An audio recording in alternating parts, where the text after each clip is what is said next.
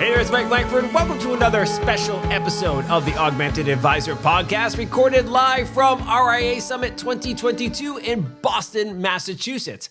As always, the Augmented Advisor Podcast is brought to you by Blueleaf, a wealth management platform you will love. Traditional reporting, billing and invoicing, trading and rebalancing, practice management, and high engagement client experiences. Swing on over to blueleaf.com to learn more today. Okay, on this episode of the show, John Prendergast and I are joined by John Guthery and Peter Brittain from FusionIQ, a digital investing platform that is opening the doors to exciting new possibilities for RIAs and their clients. One of the things that really jumped out to me was the incredibly fast onboarding times for the FusionIQ solution and the depth of understanding the team has for the advisor-client relationship. Now, before we get rolling, please make sure you take a moment to subscribe to the podcast on Apple Podcasts, Spotify, Google, Amazon, the YouTubes, or wherever you like to get your podcast jam on. And if you have a question or a suggestion for a topic or a guest for the show, please feel free to reach out by shooting us an email, podcast@blueleaf.com, or hit us up on the socials. Blueleaf, John, myself, we're all active on LinkedIn, Twitter, and pretty much everywhere else you can find people. We're super easy to find, okay? All right, let's get to our conversation with John and Peter.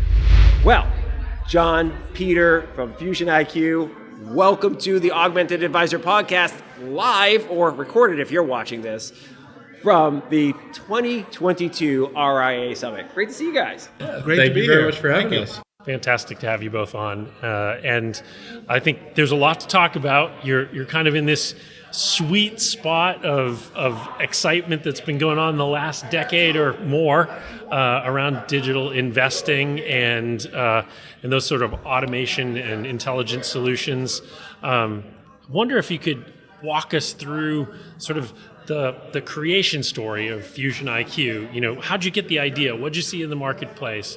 And put us in that time and place and kind of take us forward. Yeah, of course. So I'll jump right in. Looking at the evolution of FusionIQ as a company, the foundation was actually an RIA ourselves. IQ Investments, our sister company, still exists, and we're still leveraging it, whether it be a sub-advised capacity or under a solicitor's agreement. But that said, our management was looking for a technology to support that RIA. And rather than go out and find one, they ended up building one. There was a quick appreciation for the B2B space. So rather than go direct to consumer, that's where the evolution of FusionIQ started, with being able to offer a white labeled B2B solution for those looking to digitize their wealth management practice. Got it. So you didn't just go down to Rebalancers or us and buy something off the shelf. Exactly, yeah, and not to diminish the years of hard work and the dollars that went into building it, but that's where we started. Got it. And so what led you to that inflection point? Because obviously you're an RIA, you're looking for technology, but then suddenly you say, "Oh, wait a minute, let's build technology ourselves," and it's a pretty big shift. Yeah, well, and. I might get myself in trouble with this one, but when you look at management, juicy story. I like to say that our management is old enough to know the industry, but young enough to appreciate technology. When you look at our leadership, whether it's Mark Healy, our CEO, who ran custody and clearing with National Financial, our CTO John Kimbrough, who helped build out the WealthScape platform, there's always been an underlying appreciation for that digital presence. It started with fillable PDFs in the 90s, and it's grown since then. So to have that, in terms of establishing a direction, has really been beneficial for FusionIQ as a company. Yeah, what's really interesting about that is, oftentimes you'll hear people say, "Hey, don't roll your own, right? Don't go building your own product, right? There's likely a product out there that can do it for you, or a provider that's what they do. They make technology." And you learn from the scale of other people's technologies. But one of the things that I'm hearing in the origin story that you just related is you knew the problem better than anybody else that you were trying to solve. And there's a lot of value in that, particularly in this industry where it is complicated, right? This isn't something that somebody who's has no wealth management experience can go, "Oh, I'm going to make this kind of platform." Yep, exactly. I'd say we have the benefit of having seen a lot of what's out there, having used a lot of what's out there, and we've been able to sort of take what makes sense, leave behind some of the stuff that makes life harder for the advisor, for the administrator, and really build something that's easy to use at multiple levels, something you can build a practice on that's deep enough, there's enough there that you could really build a robust business around the platform, but you're not going to get bogged down in the operations of it. So I interview a lot of startup founders, and one of the questions I love to ask any founder is, what were some of the surprises, the things you didn't see coming when you started this thing? And that can be a pleasant surprise, and it can also be like, wow, that was way harder and more difficult than I thought it was going to be, and we had to slightly pivot. So as an example, we had the founders of Vise on one of our shows. And they started out just to be a piece of software that financial advisors could use to manage their portfolios or whatever. And they found out quickly that advisors didn't want that they wanted it to do this for me. I don't want to have to do this, right? So they had to change their business a little bit. What types of surprises have you seen so far with FusionIQ? Yeah, so surprises, excuse me. Just jumping in, I mean, timing at the end of the day seems to be everything. COVID, among other things, was a natural accelerant for the digital transformation within wealth management. One benefit that came out of that was FusionIQ as a company being able to offer a 100% automated workflow through a digital investing application. I think we're all well aware of the direct-to-consumer platforms that are out there. And when you look at the, say, financial institutions that we work with, banks and credit unions in particular, they have the data at disposal. They're seeing the outgoing ACHs to Robinhood, Webull, all those direct-to-consumer platforms, and they're wondering, how do I keep that in-house? How do I expand member services and create a sticky environment, if you will, to limit member churn? Again, going back with that theme of timing, that certainly was a benefit to us. I think in terms of roadblocks, at the end of the day, it's education. Our CEO has a line that he likes to use, you don't want to build the bomb just for the war to be over. Going with that build it or buy it mentality, FusionIQ is here to assist in a 6 to 8 week time frame, establishing that digital platform. But at the end of the day, it's education. It's a little bit of hand holding and making sure folks are comfortable, but really acknowledging what's at their disposal by working with a company such as FusionIQ.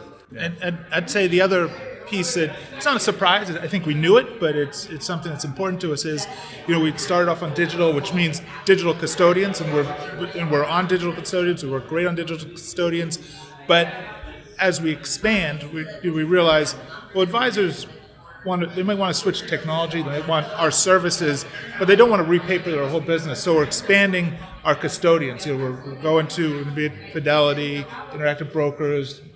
So we're expanding. We're going to where the advisors are as well. So that's something that has been an evolution of our business. That's incredibly smart. I mean, every time you think about a new company, it's like getting rid of friction, right? So reasons to say no or reasons to be hesitate, and the adoption of your solution is so important because people will find reasons to kind of drag their heels, even though that looks awesome, but like you said, I have to repaper my business. That's a little much. Let me know when you're on my broker, my custodian. Right, and both our CEO and our Chief Technology Officer mentioned were from Fidelity, where they not only have experience with the technology there, with building a business there, but also with that transition phase for advisors, switching over from one technology to another, and how to make that process easy. Right. Limit any issues that come up so that it's really a 1-2 step type of thing. One day you're working this technology, next day you're working with another technology, and it's just a lot easier. So there's a lot of support that's behind that that makes it easy. Yeah, love it.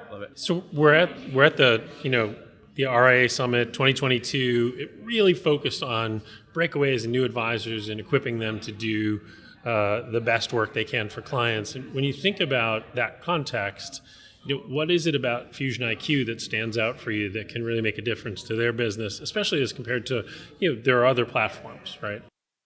So I'll jump in and start. A common theme that I've been hearing and appreciating through our conversations is a bit of a fractioned experience where there are multiple, say, legacy platform providers, all kind of cobbled together. when you're looking at, say the breakaway, the ability for FusionIQ to offer a consolidated user experience, both for client as well as advisor, is a massive opportunity that, doesn't truly exist, in my opinion, in the marketplace today. So to be able to offer that seamless transition in one environment, again, going with that theme of taking that siloed user experience and consolidating it. That's one thing that I've noticed, and John, I don't know if there's anything you would add. I just from the investment side of that, also we offer, a wide array of investment solutions, both core models and strategists, UMA, SMA, but also alternative investments.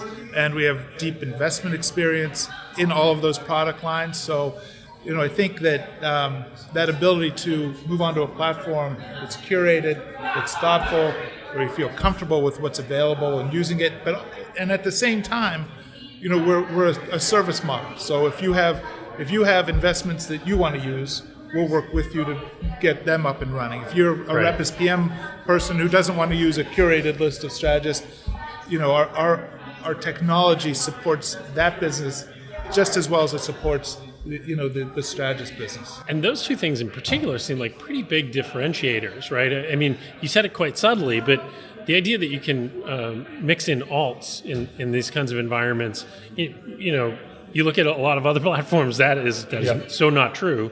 And the idea that you're not, you can have any color as long as it's black shop, right? A service-driven model, right? Which is tough to pull off when you're trying to build a business that's going to scale yourselves, but to be able to service at scale, something I've been quite familiar with my own business.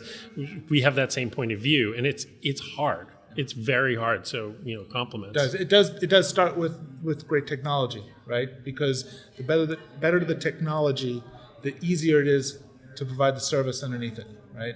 And that is where we start. Yeah. So we're here at the summit, as we've talked about. One of the things we heard from Jeff Benjamin and Chuck Philip was, they wanted this to be an actionable conference, that advisors could come here, whether they're just getting their RIA up and running or they're looking to innovate and expand. How do they know if FusionIQ is right for them? Like, hey, listen, I'm at a point in my business where I should be talking to you guys. How do they know if it's the right solution for them? Well, it is, but I'm biased. No, I think what it comes down to is the ability to offer, an efficient onboarding experience where, working with FusionIQ, we're able to offer a 6 to 8 week onboarding experience from signed contract to go live. And with that, we have a dedicated onboarding team that is going to not only educate them on the system and make sure that they're comfortable with every aspect, but they're not going anywhere. It's a continued experience for that client to make sure that they're always comfortable with the system, whether it's an enhancement, maybe they forgot, one aspect from a feature functionality standpoint. It's not just, here it is, good luck. It's kind of the adoption advocacy where, we need to make sure that whether it's a small shop or, a large firm with, multiple advisors beneath their umbrella, that they have everything, again, that, they're comfortable with the system and they want to use the system. Yeah.